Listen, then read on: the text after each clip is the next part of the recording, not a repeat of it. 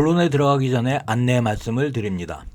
이번 편은 민감하고 오해할 수 있는 내용이기 때문에 시청자 여러분들께서는 너무 빨리 판단하지 마시기를 부탁을 드립니다. 이후 내용은 몇 가지 경우의 수가 있으므로 생각을 많이 하시고 각각 판단하시기를 부탁을 드립니다. 본론에 들어가겠습니다. 주한미육군 제19 원정지원사령부가 다가올 전시증원, 영어로는 upcoming RSOI라는 표현을 2022년 9월 22일 공식적으로 사용을 했습니다. 우선 공개 원문을 보면 다음과 같습니다.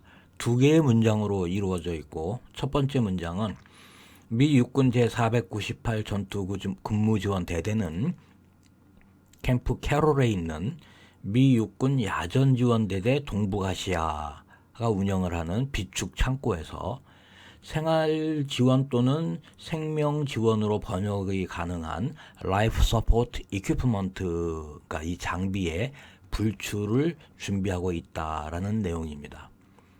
본 내용의 영어 원문 화면입니다.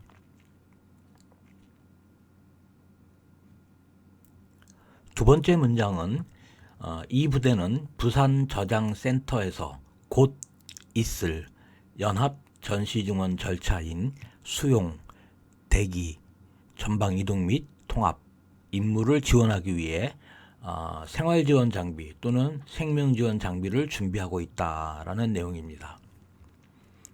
지금 보시는 화면은 영어 원문입니다.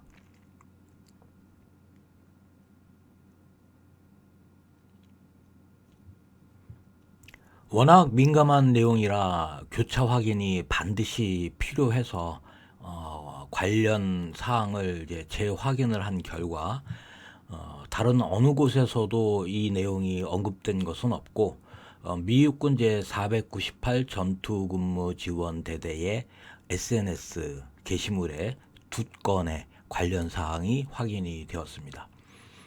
2022년 9월 16일자와 2022년 9월 19일자 게시물에 관련 내용이 공개가 된 것이 있습니다.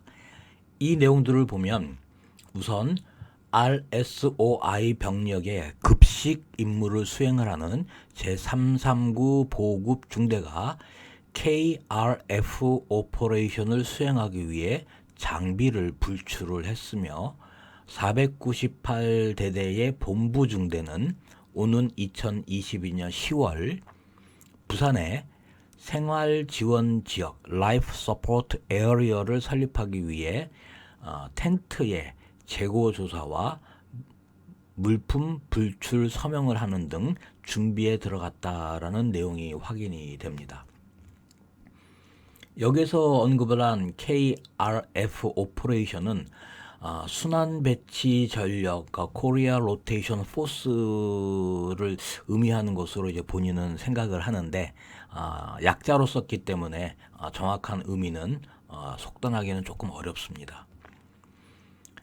공개된 사실에 언급된 부대들을 확인을 해보면 498 전투근무지원대대는 미 국방부 군수국 DLA라고 하는데 이 산하에 미 육군 군수사령부의 여단급 부대인 한국 파견대 MSCK 소속입니다. MSCK는 현재 제19 원정지원사령부의 지휘 통제를 받고 있고 한반도 전구에서 사용이 되는 미 육군의 전시 비축 물자를 관리하는 부대입니다. 제339 보급 중대는 제498 전투근무지원대대 예하로 우리 육군 제2작전사령부와 함께 전시중원 병력에 대한 급식 제공 임무를 수행을 하는 부대입니다. 미 육군 야전지원대대 동북아시아라는 부대는 미 육군 지원사령부 예하로 제403 육군 야전지원여단 소속으로 예하에 제403 야전지원대대라고 지칭이 됩니다. 한국과 일본에 산재해 있는 미 육군의 비축물자 창고와 APS를 관리를 하는 부대입니다. 제19 원정지원 사령부와 498 전투근무지원대대가 공개를 한 내용을 종합을 해보면 2022년 10월 중에 부산항 또는 부산 지역에 상당 규모의 미 육군 전력 또는 미 육군 병력이 들어올 예정이고, 이를 위해 주한 미 육군의 전시물자 관리 부대들이 비축물자 창고에서 관련 물자를 불출하여 생활지원지역 라이프 서포트 에어리어를 설립하고 생활지원 또는 생명지원 장비를 준비를 하고 있다라는 결론이 됩니다. 이 내용을 이제 해석을 좀 해봐야 되는데요. 재산 부탁을 드리지만 민감한 사항이므로 몇 가지 경우를 상정을 해서 조심스럽게 해석을 할 필요가 있겠습니다. 지나친 확대 해석은 잘못된 상황 판단과 불필요한 오해를 불러일으키기 때문입니다. 첫 번째 해석입니다.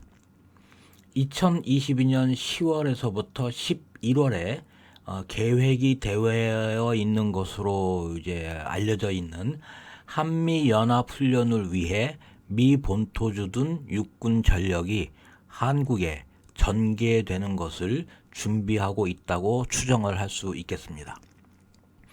이 경우 한반도에 전개되는 훈련 부대의 규모에 따라 다르겠지만 여단급 부대 정도라면 과거 2017년 경우에 비추어 보았을 때 전시 비축 물자의 불출과 부산 지역에 텐트로 임시 수경 시설까지 만드는 것은 불필요합니다.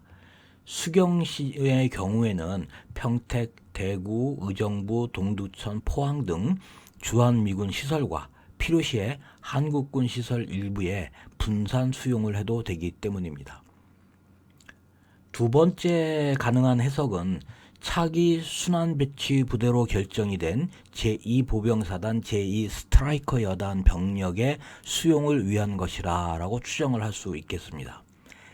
이 경우는 우선 그 순환배치 전력으로 이제 9개월을 예정으로 현재 한반도에 전개되어서 임무를 수행을 하고 있는 제1기갑사단 제1기갑 전투여단의 임무 종료 시점이 2022년 12월까지입니다.